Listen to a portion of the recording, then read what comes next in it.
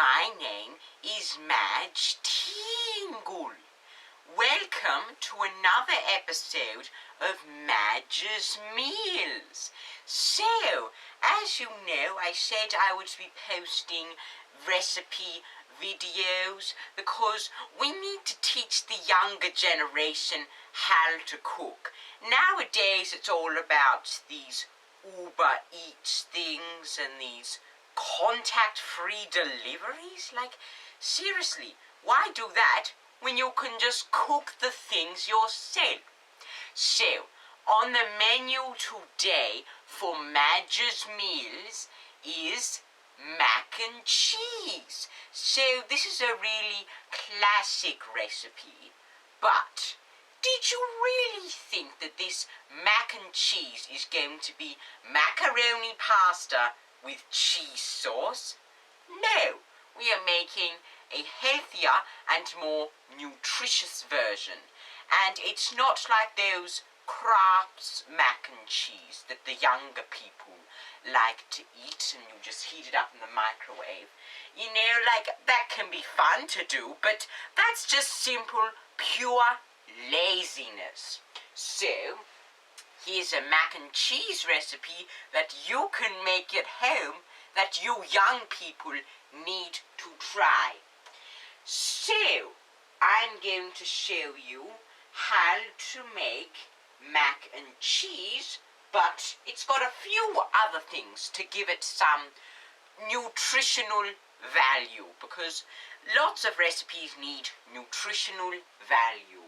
So, let's get started with this mac and cheese recipe.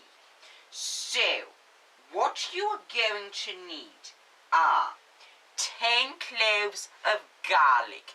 No, don't worry, the vampires aren't going to come anywhere near you, young people. 45 grams of butter, not margarine, butter. 3 heaped tablespoons of plain flour. I like to use 4 Roses flour. You could use Tasmanian flour mills flour, but I like to use 4 Roses flour. 6 bay leaves. You don't eat them, you take them out. 1 litre of semi-skimmed milk. You can use full cream milk if you like, but if you want to use semi-skimmed milk, then you can. It's a much healthier version. 600 grams of dried macaroni. Not that packet macaroni. You want the dried macaroni, like not that one in the blue box. And of course you could just make the pasta yourself, but you know, I realise that that's not practical for some people. Like, not everyone has a pasta maker, so you know, you can just get it from the store, but not the one in the blue box. Get proper macaroni. 8 tomatoes, because we need vegetables in mac and cheese. 150 grams of cheddar cheese. 100 grams of Parmesan cheese. A few sprigs of fresh thyme. You just got to add some herbs to it, because otherwise it won't have much flavour. And then you could add 2 splashes of Worcestershire sauce, or you could also add a whole nutmeg for grating, 3 big handfuls of fresh breadcrumbs, or some olive oil.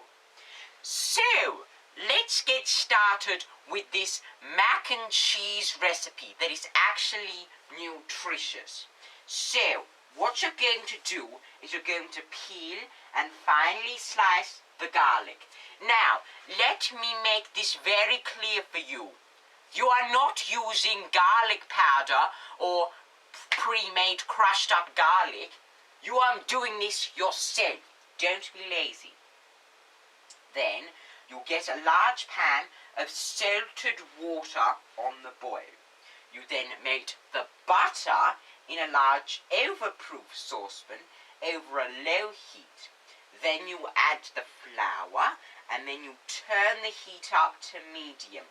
You stir it all the time until you get a paste. This is your rule. Not Rauch's rule. Seriously, young people think they know everything. Then you add all the sliced garlic. Don't be afraid to eat garlic. Don't worry about it because it'll caramelize like toffee in the roux. So just keep cooking and stirring it until it's golden and the garlic is nice and sticky. Then you're going to add the bay leaves. As I said, you take them out at the end and you're going to slowly, not all at a time, slowly whisk in the milk. You need to add a little bit at a time, otherwise the sauce is going to be lumpy and it won't be very smooth and it'll not be the consistency that you want. So a little at a time. Don't be like the young people and pour it in all at once. A little at a time. Then you bring the mixture to the boil and then you leave it on a low heat. You simmer it and you have to stir occasionally because the young people think that they could just go on their phones while they wait. No, stir it occasionally, otherwise it will stick. I've dealt with that so many times. Next you're going to preheat your oven to 220 degrees Celsius. Then you will add the pasta to the pan of the boiling salted water. That's why you boil the water before you make the roux, because if you boil it now, it's not going to boil in time. So, then you just cook the macaroni. I would say do about 12 to 15 minutes, but make sure you keep an eye on it and taste it. Then you roughly chop the tomatoes on a chopping board while it's cooking. So not on the bench, on a chopping board. And then you season them with some salt and some pepper, preferably sea salt and black pepper. Then you're going to grate the cheddar cheese and you're also going to grate the parmesan. Then you're going to drain the pasta. Make sure you drain it in a colander.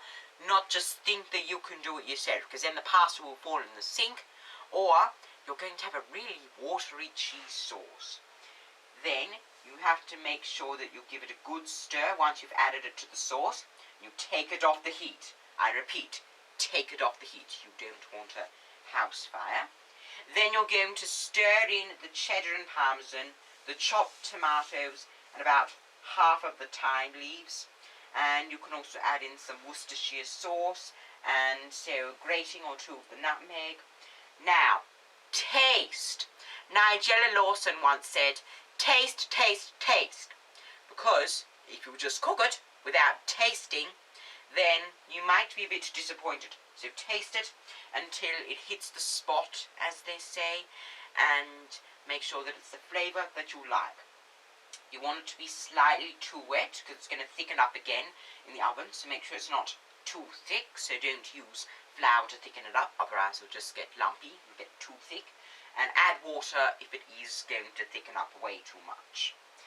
Then you're going to transfer it to a deep earthenware dish. You can make an oven-proof casserole type pan if you put it in there, but if not, use a deep earthenware dish. You're going to bake it for 30 minutes in the oven until it is golden and it's bubbly and it's crispy and it's just delicious.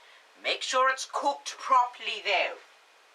Then you can add in some breadcrumbs and some thyme leaves in a pan with some olive oil over a medium heat. Then you can stir and toss the crumbs around until they're crunchy and golden all over. Not burnt, crunchy and golden.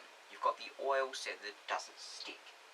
Then you're going to serve your mac and cheese in a bowl and then top it with some breadcrumbs. You can sprinkle them over, and then you can also serve a salad for some extra nutrition. And there you go.